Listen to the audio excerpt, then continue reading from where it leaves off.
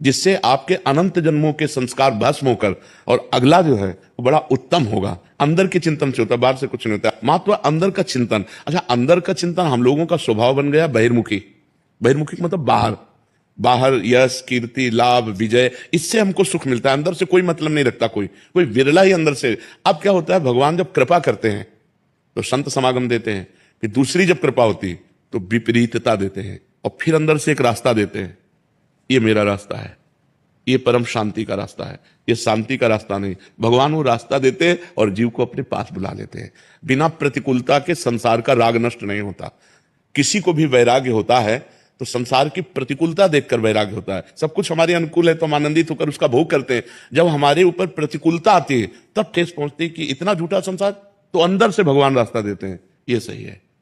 भगवान बिना प्रतिकूलता के इस संसार को छुड़ाने का कोई भी औषधि नहीं रखी। आज तक जितने बड़े महापुरुष हुए हैं, जिनका जीवन बदला है, उनको प्रतिकूलता का दर्शन करके बदला है।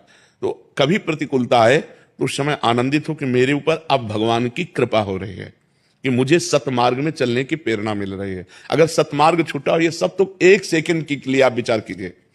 अब अपना सुधार कर लो, अपने जीवन को सत्य में ले आओ, तो अगला जो होगा वो बहुत जोर का होगा।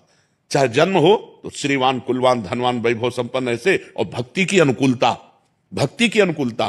खास बात श्रीवान धनवान कुलवान नहीं, खास बात भक्ति की अनुकूलता। अगर इस जन्म में भगवत प्राप्ति नहीं हुई तो भगवान श्री कृष्ण ने गीता में कहा है कि मेरे भक्त का नाश नहीं होता, मैं कुलवान धनवान श्रीवानों के कुल में जन्म देता हूं और फिर पुनः भक्ति का माहौल देता हूं, और पूर्व का जो भजन छूटा हुआ हो वहीं से उसको। अब बिल्कुल ऐसे ही रहो जैसे रह रहे हो, बिल्कुल संसारिक बन करके रहो, लेकिन अंदर का चिंतन आपका बदल जाए। अंदर के चिंतन में आपकी यश की भावना न रह जाए, अंदर के चिंतन में आपको धन बढ़ाने की भावना न रह जाए। अंदर का चिंतन हो जाए, प्रभु बहुत जन्म व्यतीत हो गए, अब एक बार आपसे मिलना चाहती हूँ, एक बार आपसे मिलना चाहते हैं प्रभु, मुझे आप चाहिए, अब संसार नहीं। तो बात बन जाएगी, तो बात बन जाएगी। तो इसलिए आनंद पूर्वक भगवान का नाम जप करो, बिल्कुल चिंता मत करो। बाबा, क्या नाम जप से हो जाएगा पूरा?